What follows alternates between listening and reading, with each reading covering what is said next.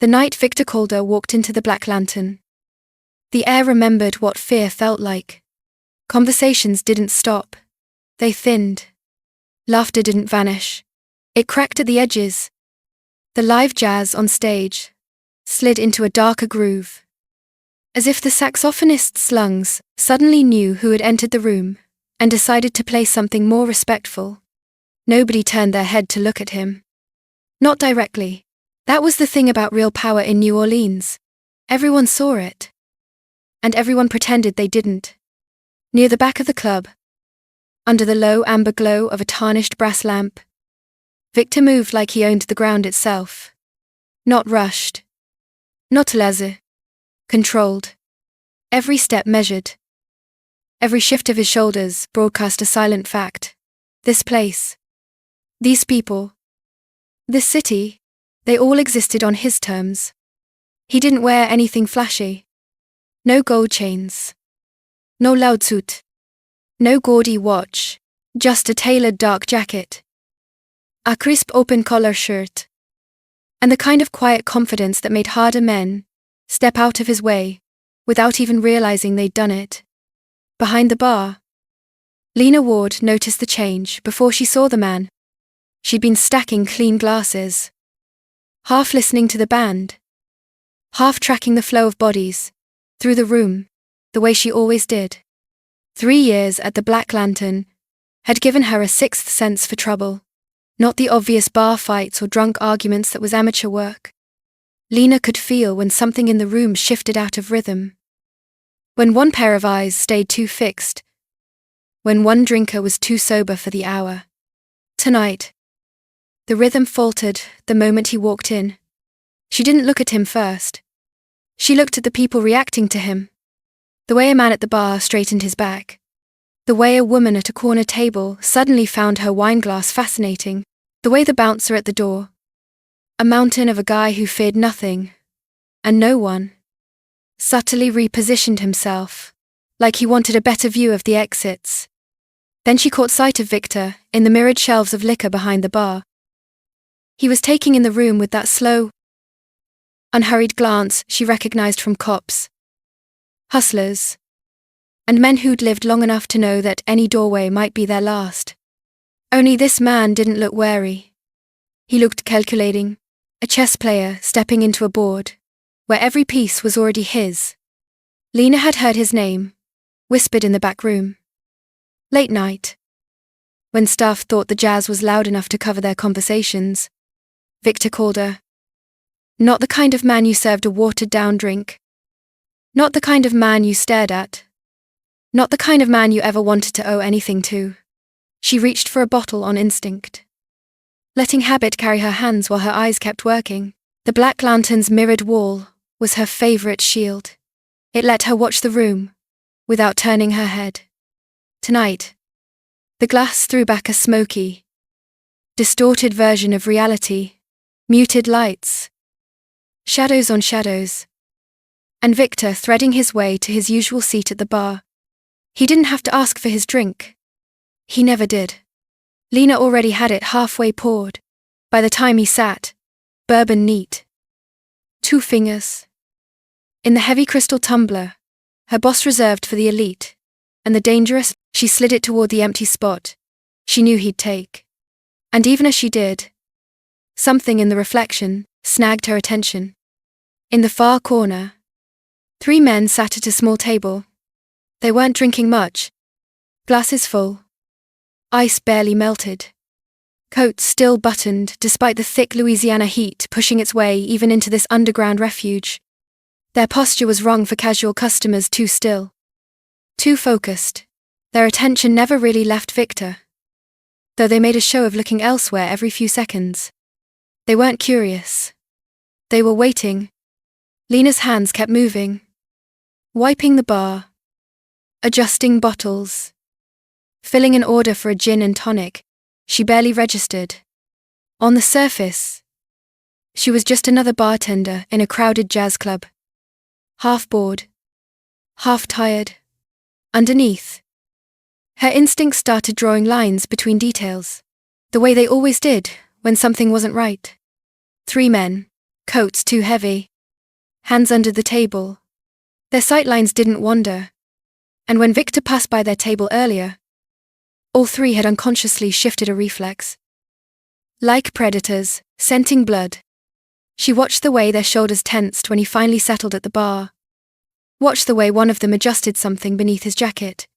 Watched how none of them picked up their drinks. Her pulse tapped once. Pard. This wasn't respect. This was a hunt. Victor sat in his usual place. Expression calm. Gaze focused on the glass in front of him, as Lena placed it down. Up close. He looked exactly like the stories made him sound, and nothing like them at the same time. No scars. No visible tattoos. No theatrics. Just a quiet. Controlled intensity. Eyes that missed nothing.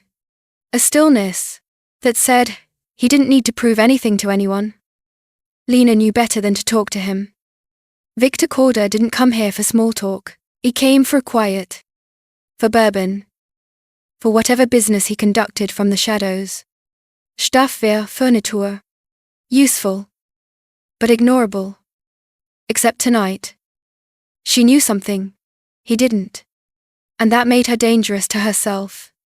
She dried her hands on a bar towel that had already been dry. Took one slow step forward. As if she'd just noticed a spot on the counter that needed attention. Her heart picked up speed, beating against her ribs like it wanted out.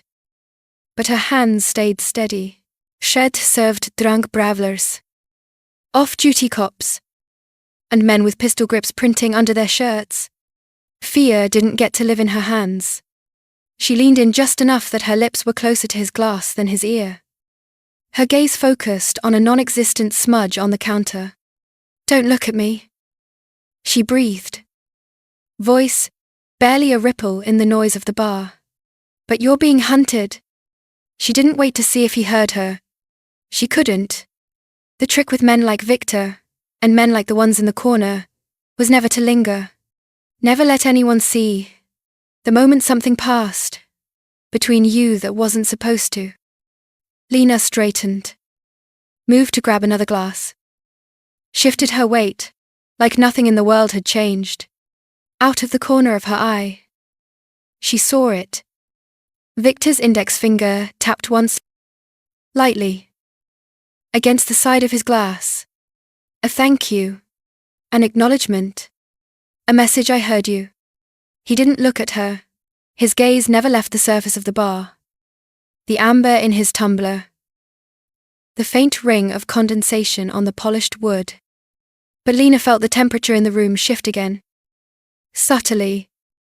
Like a pressure change before a storm. The men in the corner hadn't moved. Yet. Minutes stretched. Jazz rolled on in sultry waves.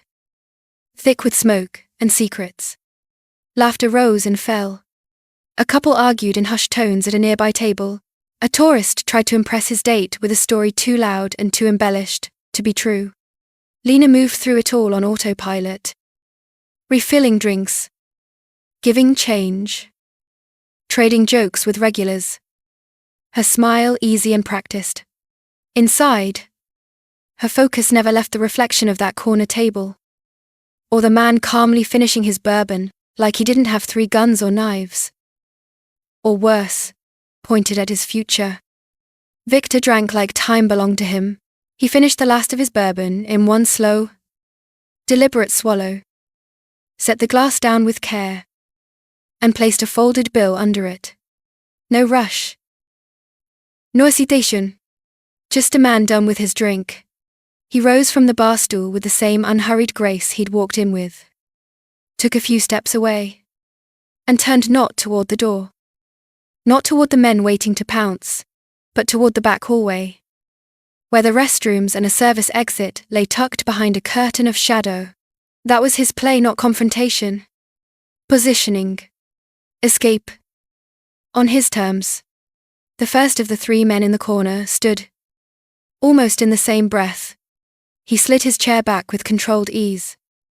As if he were just stretching his legs. His hand disappeared under his coat.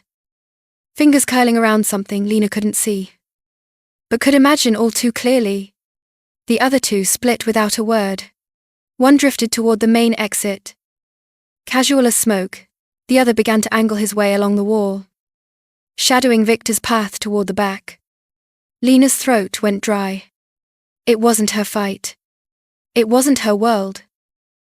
The smart thing, the only sane thing, was to keep her head down and pretend she saw nothing. But sanity didn't change what she'd already done. She grabbed a tall glass by the rim, turned toward the sink, and then let it slip.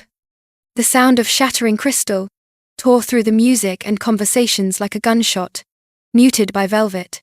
Patrons flinched, heads turning toward the bar. A curse slipped from the bassist on stage. Someone laughed nervously. Lena muttered an apology loud enough to sell the accident. Already crouching to gather the pieces. For 2 seconds, maybe 3, every eye in the room shifted toward the bar. In those seconds, Victor vanished down the hallway. By the time the hunters looked back, he was gone. The faint whisper of a closing door was lost beneath the trumpet's wail. But Lena heard it anyway. Or maybe she just wanted to believe she did. 30 seconds later, a soft pop echoed from somewhere beyond the back wall. It was small enough that most patrons never noticed, but Lena had been around enough to know the difference between kitchen noise and the sound of a suppressed round meeting something that wasn't supposed to be in its way. The 3 men froze as one. The leader's jaw tightened. He touched his earpiece. Lena hadn't even noticed he was wearing one until then. A clipped voice answered him. Too low for her to make out the words. Whatever he heard, he didn't like. They moved with a different energy now. No more pretending to be civilians. The man by the door stepped away from his position. The one who'd been following Victor pivoted and strode toward the back, boots hitting the floor with purpose. The leader followed. They disappeared into the hallway. Victor had taken moments earlier. Time stretched. Lena's hands shook for the first time that night as she dumped the glass shards into the trash, forcing herself to breathe normally, to smile at the next customer, who waved a 20 in her direction. She could feel eyes on her. Not from the crowd, but from the idea of what she'd just done. She'd interfered, inserted herself into a game where lives were currency. And people like her were usually chips, not players. When the 3 men finally returned, their faces were tight with frustration. Their formation was off now. Their smooth confidence fractured. Whatever they'd expected to find in that alley, it hadn't been there. They swept the room with cold, searching stares. For one long, terrifying heartbeat. All 3 sets of eyes landed on Lena. She didn't flinch, didn't look down, didn't look back with challenge. She just continued wiping the bar. The very picture of a woman whose only concern in the world was getting through another Thursday night shift. One of them held her gaze half a second longer than the others.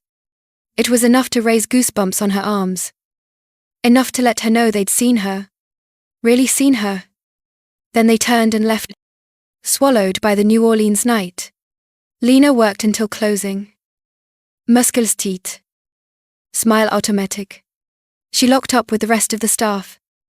Walked home with her keys threaded between her fingers. And triple-checked her apartment door before sleeping badly for a few hours. By morning, the rational part of her brain tried to convince her she'd overreacted. Victor Kelder had enemies. Of course he did. Maybe it hadn't been as bad as she'd imagined. Maybe the gunshot wasn't a gunshot. Maybe the men in the corner had just been security. Maybe. 3 days later, the envelope appeared under the cash register. Plain. Unmarked. Her name written on it in sharp, precise letters that didn't belong to any of her co-workers. Lena felt the bottom drop out of her stomach. She waited until there was a lull at the bar, until the sax player bent low into a solo, and the lights felt dimmer than usual. Then she opened it. Inside was a ring. Silver. Cool against her fingers. bearing the shape of a coiled serpent, devouring its own tail. And a note? On thick, expensive paper, written in the same disciplined hand that had spelled her name. You saw what others missed. Be careful, who's watching? No signature, no explanation. She stared at the words, until the ink seemed to blur. Someone had watched her watching. Someone had seen the moment she stopped being just another bartender and became something else. Lena slipped the ring into her pocket, feeling its weight settle like a new truth. Whatever line she'd crossed that night at the Black Lantern, there was no going back. She was no longer invisible. Victor Calder came back to the Black Lantern, like nothing in the world had happened. It was a weeknight. The kind of night when the regulars claimed their usual stools, and the tourists were too lost to find a basement jazz club with no sign on the door. The band was halfway through a blues number. The air was thick with smoke, spilled whiskey, and conversations people wouldn't repeat in daylight. Lena saw him before he reached the bar. The same controlled stride, the same tailored jacket, the same sense that the room had to rearrange itself around him. Even if no one admitted it. Only now, when she looked at him, she felt the weight of the ring in her pocket, like a second heartbeat. He took his old seat, the one that might as well have had his name engraved into the wood. For a moment, he didn't look at her. He just sat there, hands loose, eyes on the shelves of liquor, like they were a chessboard. Only he could understand. Lena poured his drink before he asked for it. 2 fingers of bourbon. Neat. In that heavy crystal tumbler. When she set it in front of him, he finally spoke to her. Not a nod. Not a gesture. Words. I pay my debts. His voice was lower than she expected. Sanded smooth by years of negotiations and threats. It wasn't loud, but it carried, slipping through the noise of the club and curling around her like smoke. Lena leaned on autopilot, the rag in her hand, wiping a perfectly clean patch of the bar. You don't owe me anything, she said, because that felt like the safest answer. I dropped a glass. You walked out a door. One corner of his mouth almost moved. Almost. The men in the corner were Rafael Duran's. He said instead, he's been circling my territory for years. Looking for soft spots. He thought he found one that night. Lena's grip tightened on the rag. She'd heard the name, Duran, too. Not as often as Victor's, but always with the same careful hush. The kind of man whose business left bodies in places nobody talked about. You cost him a very expensive opportunity. Victor went on, taking a sip of his drink. The kind he doesn't like losing, which means he's been asking questions. About me. About why I walked out of that room alive. About you. The room didn't feel dim anymore. It felt close. The Black Lantern's low ceilings seemed to sink an inch. I didn't tell anyone anything, Lena said quietly. I don't know anything to tell. Victor watched her over the rim of his glass, studying her like she was an equation he meant to solve. That's the problem, he replied. You don't know anything. And yet you changed the outcome of a very expensive evening. Men like Duran don't like unknown variables walking around their city with no leash. The ring in her pocket felt heavier. What happens now, she asked. He set his glass down with deliberate care. Now I give you a choice, he said. 2. Actually, neither one is fair. But fairness doesn't live in our zip code. He ticked the first one off, without drama. You disappear. New name. New city. New life. I make sure you have enough money to start over. You never come back to New Orleans. You never come near this world again. You spend the rest of your life looking twice at every stranger who gets too close. The way he said it didn't sound like freedom. It sounded like exile, wearing a nicer coat. And the second, Lena asked, his gaze didn't waver. You work for me, he said. Officially. Quietly. You do what you've already been doing without a name for it. You watch. You listen. You spot the wrong kind of stillness in a crowded room before anyone else does. You become my eyes in places I can't be. She almost laughed. The idea of working for him sounded like something out of one of the half-true stories she heard drunkenly whispered at the bar. I'm a bartender, she said. I serve drinks and break up fights and pretend not to hear things I shouldn't. That's it. His expression said he didn't agree. Rafael Duran is already looking for you. Victor said, you stepped into the game the moment you opened your mouth that night.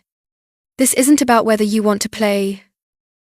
It's about whether you want to stand on my side of the board when the pieces start moving. Lena didn't answer. Couldn't. Because she didn't know which answer terrified her more. She thought about it all night. And all through the next day. Her Shift Inel. She walked home. The city felt different now. Like every face on the sidewalk might be a mask. Every parked car, a pair of unseen eyes. 2 nights later, the game came to meet her. The Black Lantern was half full when he walked in. He didn't look like a threat at first glance. Mid-30s, clean-cut. Suit that fit just well enough to be expensive, without drawing attention. He smiled when he ordered a drink. Not at her at the idea of being the kind of man who could sit where he was sitting. Scotch. Neat, he said. And his voice was smooth in a way that made her think of polished knives. Whatever your boss keeps for the good clients. She slid the glass over, and tried to walk away. Lena Ward, he said casually. Before the glass even stopped moving. That's you. Right. Her spine went cold. We don't usually trade last names in here, she replied, keeping her tone light. Makes it easier to pretend we never saw each other. He smiled again. Like they were sharing a private joke. Rafael Duran sends his regards, he said lightly. And his regrets. Apparently. You cost him quite a bit of planning recently. Her heartbeat stuttered. I don't know what you're talking about, she said. He nodded, like he'd expected that answer. I'm sure you don't. See. That's the unfortunate part. You're not a player. You're collateral. But Mr. Duran is a practical man. He doesn't like wasting potential. He took a slow sip of his drink, savoring it. So here's how this works, he went on. You start telling us what Victor Calder is planning. Meetings. Deals. Names. Rumors, anything you're smart enough to notice. You feed it to us. And your family, in Baton Rouge, continues to live quiet. Happy. Uneventful lives. Lena's skin went numb. My family doesn't know anything about this, she said. They don't know Victor Calder. They don't even know I work in a basement bar. They think I'm pouring cocktails for tourists on Bourbon Street. And we'd like to keep it that way. The man replied, That's the point. He slid a phone across the bar. A cheap burner. Unremarkable in every way. When you have something worth my employer's time, he said. Call the only number in that phone. 3 days. Miss Ward. After that, we stop asking nicely and start taking things away. He finished his scotch, left cash on the bar, and walked out as if he'd just closed a business deal. Lena stood where she was, pulse roaring in her ears, fingers resting on the burner phone, like it might suddenly explode. She made it through the rest of her shift on muscle memory. She smiled. She nodded. Inside, everything had narrowed to a single thought. They know where my family lives. When the last patron left and the door locked behind him, She didn't go home. She stepped into the storage room, away from the lingering staff, and pressed her thumb against the tiny metal disc built into her watch. Victor's insurance policy. He was waiting for her less than an hour later. Not at the bar. Not at the club. Outside. On the side street, barely lit by a flickering street lamp. Leaning against a black sedan that hadn't been parked there earlier. "You should have contacted me sooner," he said when she showed him the phone, her voice breaking only once as she recounted the conversation. "They know my mother," she said. "They know where she lives. My little brother. My aunt. They're not part of this. They are now," Victor said, and there was no comfort in it. Only grim acceptance. But they won't stay unprotected. That night, before Lena could even finish packing the small bag he told her to bring, her family was in motion. Victor's people. Men and women who moved with that same quiet confidence she recognized in him. Swept into Baton Rouge like ghosts. Her mother, her brother, her aunt were relocated under the guise of an emergency. Something about a gas line leak and temporary housing. By dawn, they were in a safe house on the Mississippi coast, guarded by people who looked like ordinary staff and were anything but. Lena saw them only through a screen at first. Her mother's worried face, framed by unfamiliar walls. "It's some identity security thing," Lena lied gently. "The cover story Victor had given her. There was a breach with my student records. They just want to be careful for a few days. That's all." Her mother believed her, because she wanted to. Victor watched her end the call, his expression unreadable. "You did this," she said quietly. Not sure if it was accusation or acknowledgement. "I anticipated this," he corrected. "Duran favors leverage through family. It's an old pattern. I didn't create his habits. I just prepared for them." Then he took her out of the city. His compound sat on a stretch of land near the lake. Quiet and self-contained.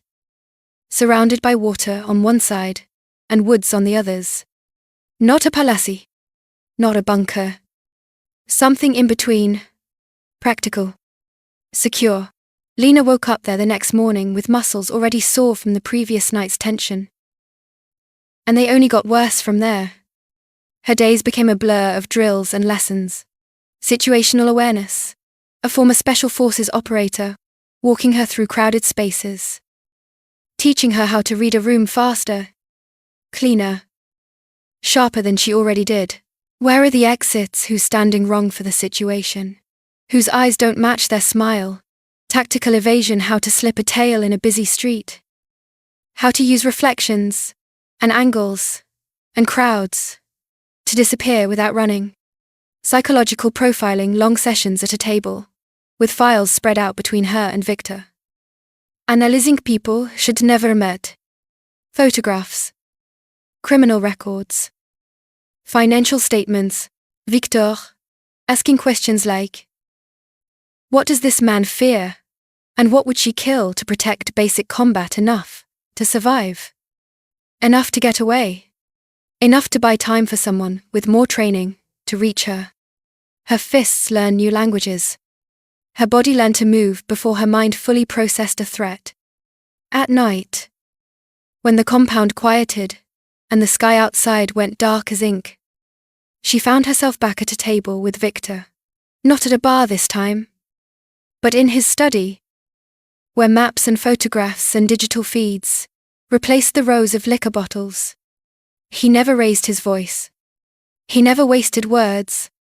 His control was absolute, like every part of him had been sanded down to function, leaving nothing soft, exposed. But there were moments, small ones, where she caught something human in the pauses between sentences. A flicker in his eyes when he talked about the city, the way his gaze lingered on the old records stacked in a corner. Jazz albums he'd collected over years. Lena changed. Too. The woman who dropped a glass to buy him 3 seconds in a bar was still there.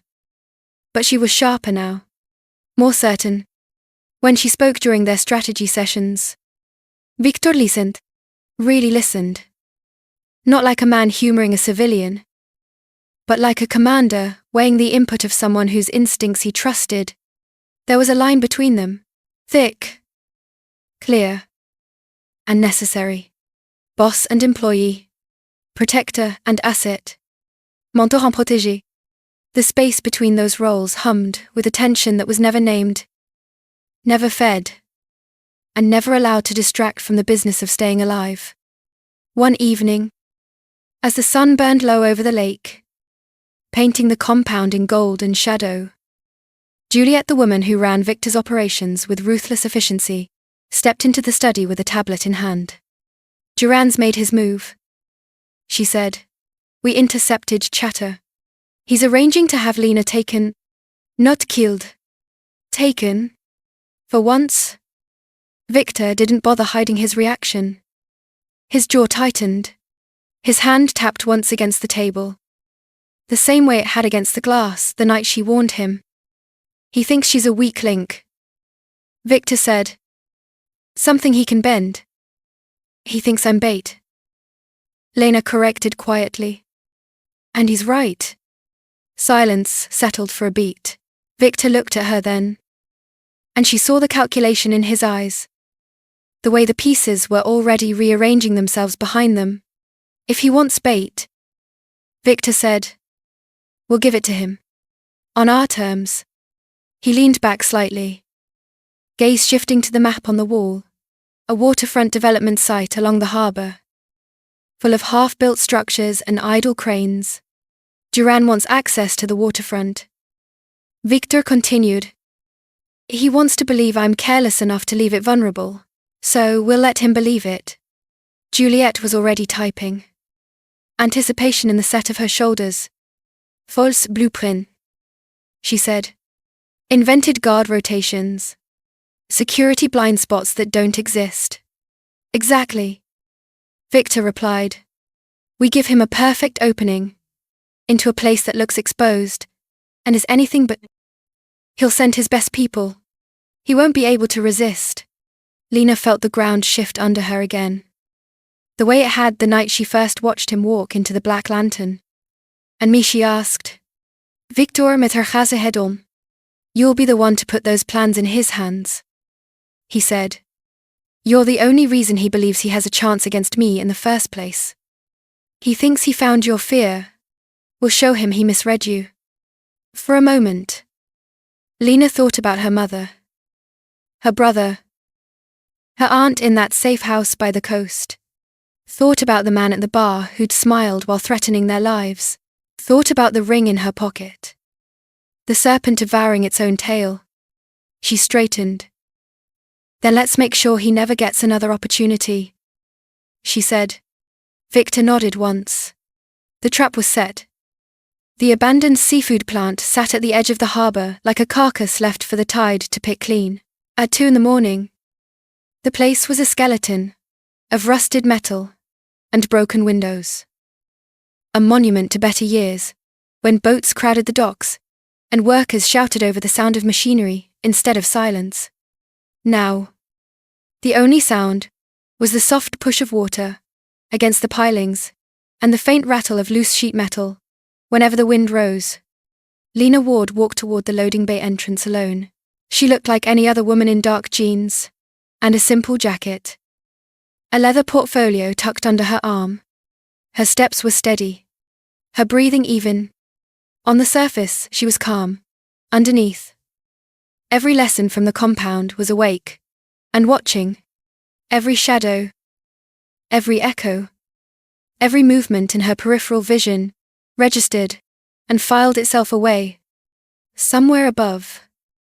At a distance she couldn't see and couldn't afford to look for. She knew Victor's people were already in place, invisible on rooftops, embedded in alleyways, watching from the dark edges of the harbour.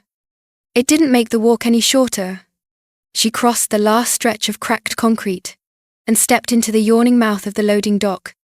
3 men emerged from the gloom, as if the building had spat them out. They were dressed in neutral colors. Clothes chosen to be forgettable. No gencolors.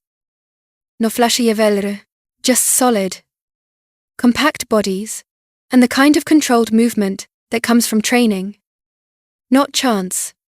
2 carried rifles, held low but ready. The third taller. Leaner. Eyes like cold glass stepped forward, with his hands empty. The way someone did when they wanted you to notice. They didn't need a weapon to be dangerous.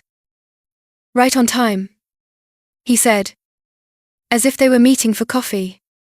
Lena didn't answer. She just held up the portfolio, letting the lamplight from the street catch the edges of the leather. You said you wanted plans, she replied. I brought plans. The tall man's smile was quick and dry.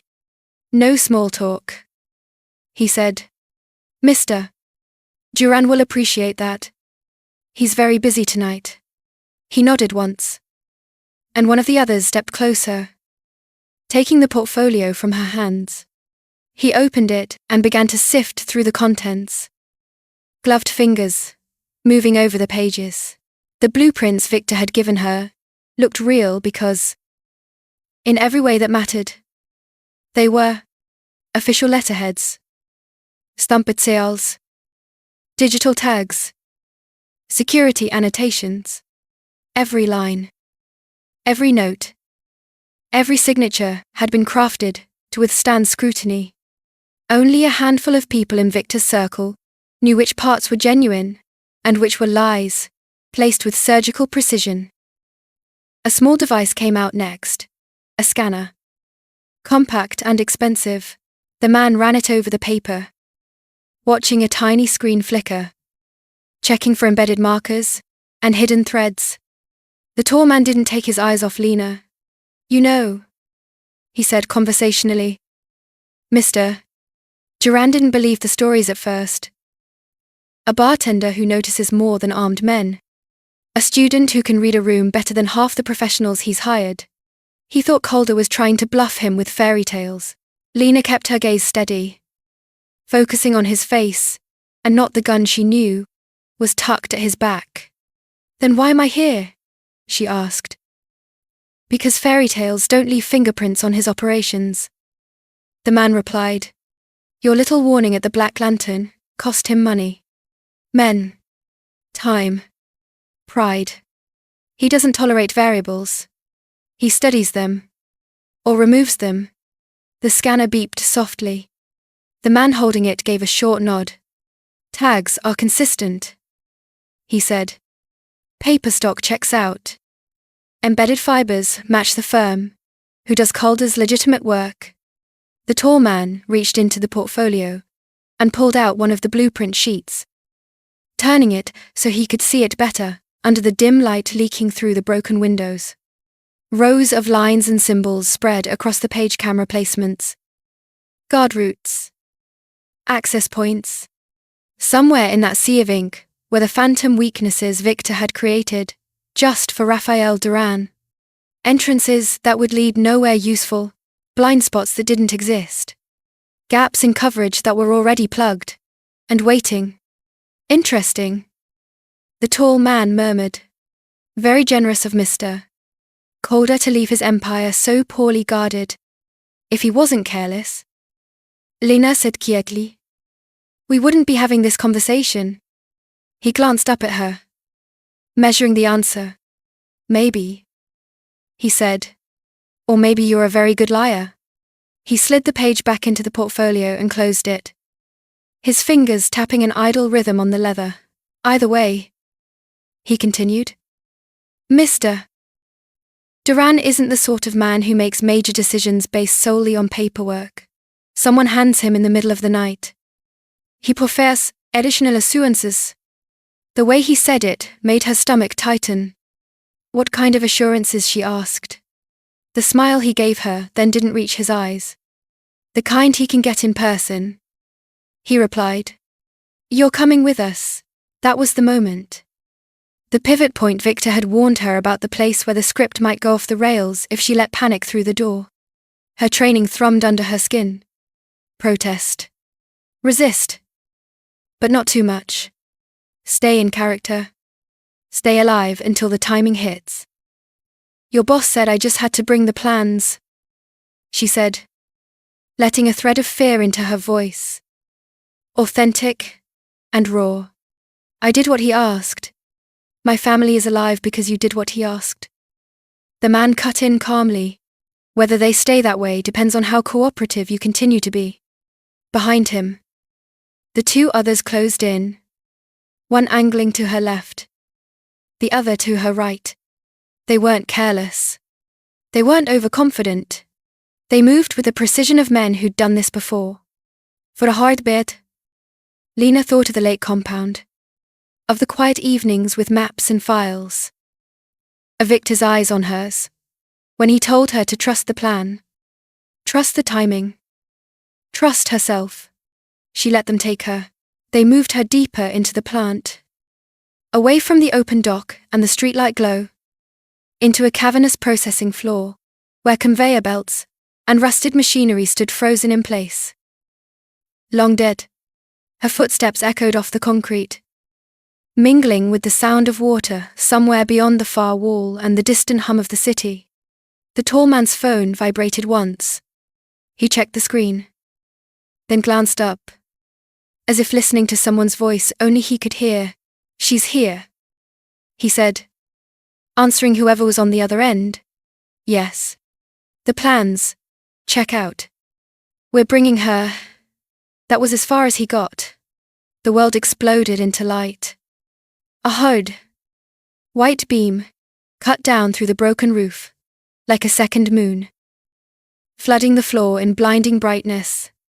The thump of rotor blades followed a fraction of a second later, rattling the shattered panes, still clinging to their frames.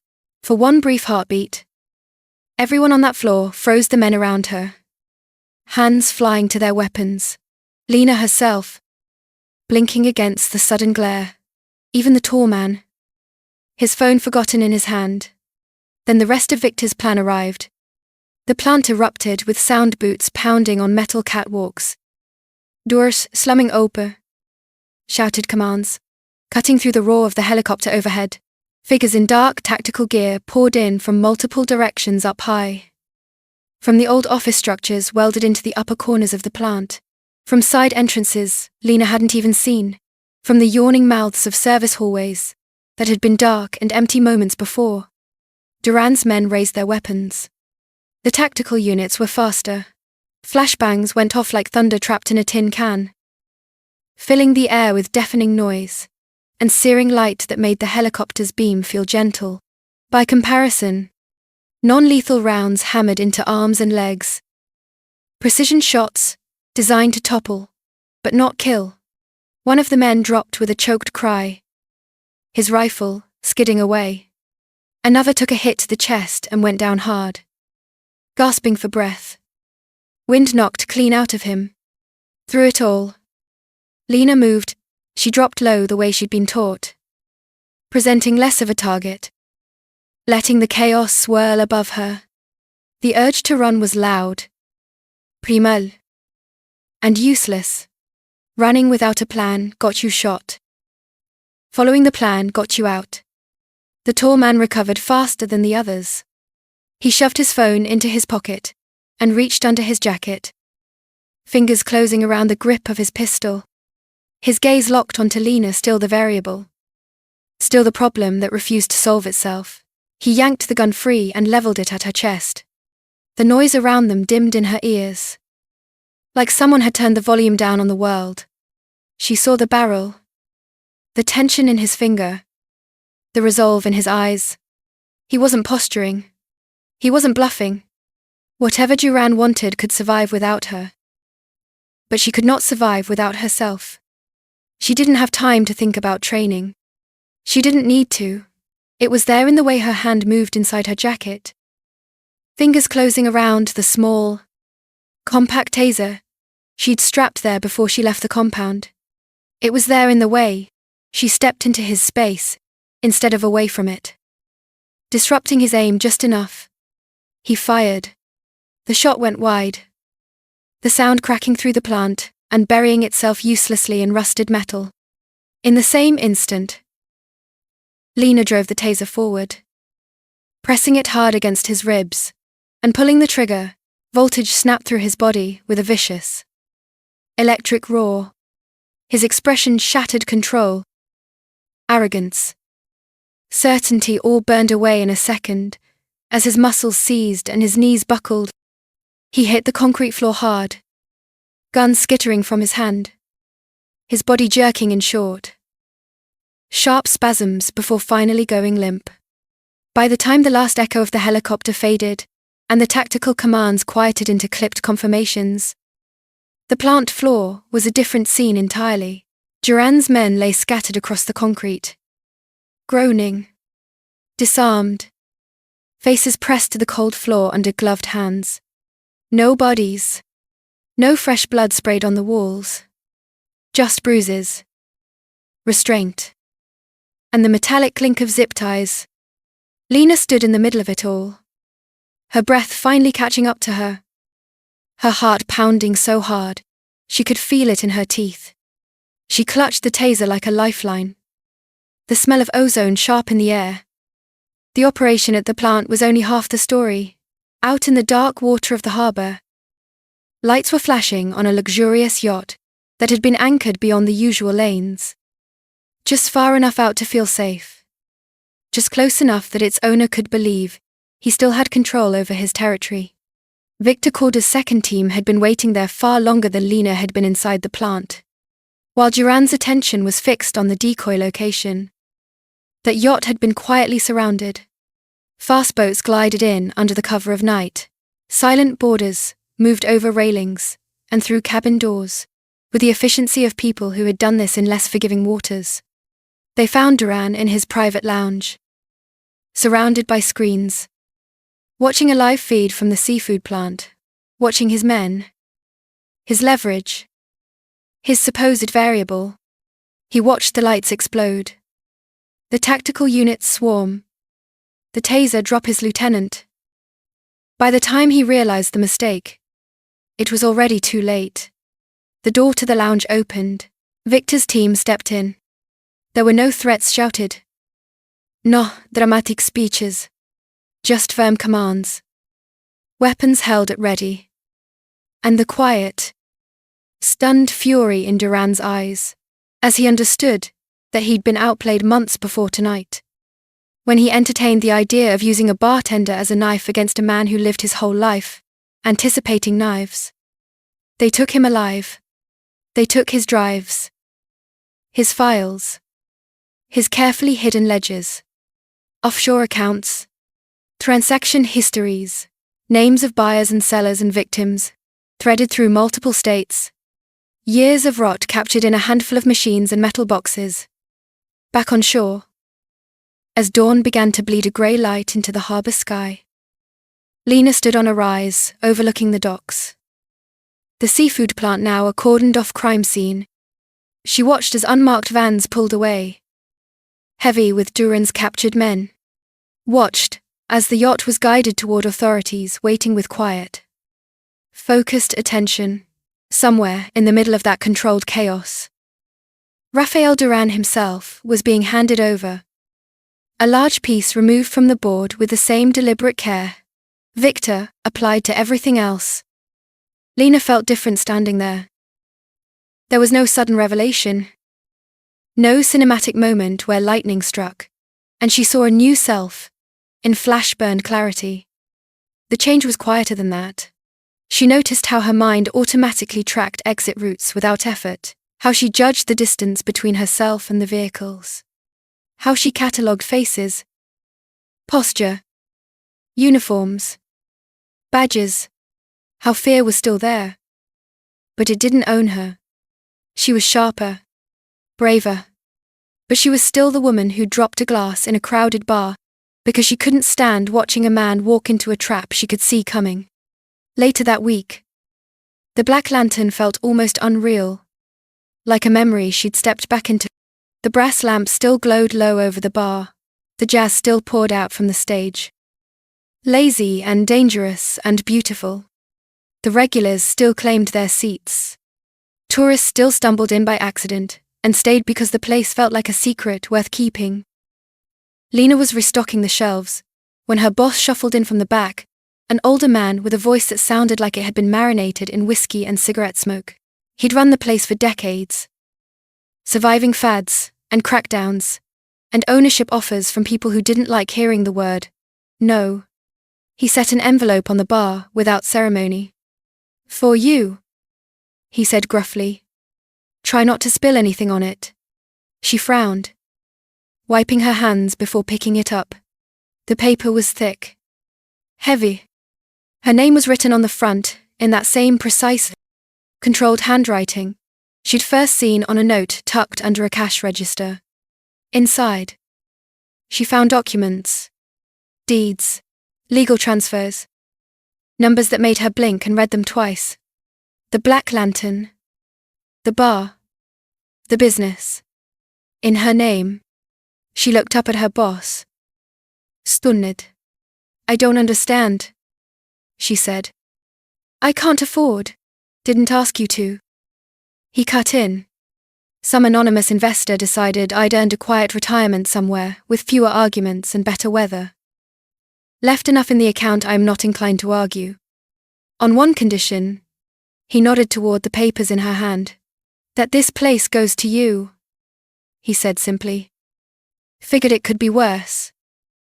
He walked away before she could answer, which was his way of admitting more affection than he'd ever say out loud. Lena stared at the documents, at the embossed seals, at the signatures, at the future they represented rooted in this bar, in this city, in this strange middle ground between shadow and light. She knew exactly who the anonymous investor was, that night, when the crowd was thick and the band was on fire. Victor Calder sat down on his usual stool at the bar. He looked the same as ever. Calm, composed, jagged immaculated, hair smooth. Expression, unreadable. But there was something different in the way he glanced around the room. Like he was seeing the place with fresh context. Lena poured his drink without asking. The bourbon caught the light in its familiar way, as she set it in front of him. Their eyes met over the glass. It wasn't romantic. There was no swelling music. No shared, lingering stare that promised anything soft or simple. It wasn't sentimental either. Too much had been done. Too many lines crossed. Too many decisions made for that. What passed between them was something else. Survival. Respect. An acknowledgement that they had both stepped into the other's world and walked back out. Changed. But not broken. Victor lifted his glass a fraction. Just enough that the gesture was clear. To new beginnings. He said. Lena picked up a clean tumbler, letting her fingers rest for a moment on the worn wood of the bar that was now hers. And nodded once. To never being caught off guard again. She answered. The band slid into a darker song. A slow, haunting piece that wound through the room like smoke. Conversations dimmed around the edges. The lights seemed to sink a little lower, throwing longer shadows across the walls. In a city built on secrets, the Black Lantern kept one more, and in the dim glow of its lamps, amid the jazz and the whispers, a bartender and a mafia strategist sat on opposite sides of the bar, bound not by romance or obligation, but by the choices they'd made. When the shadows came for both of them, the music played on. Then the night, as it always did in New Orleans, swallowed everything in darkness and waited for the next move on the board. If you've made it all the way to the end of this story, thank you for staying in the shadows with us. If you enjoyed this journey into power, danger, and the unseen corners of New Orleans, make sure to like the video. It tells me you want more stories, just like this one. Don't forget to subscribe and turn on the notification bell, so you never miss the next dive into the underworld. Share this video with someone who loves mafia intrigue, psychological tension, and dark, character-driven storytelling. And drop a comment below. Who was your favorite character? Which moment hit you the hardest? And where in the world are you watching from? Your support keeps these stories alive and keeps the shadows moving.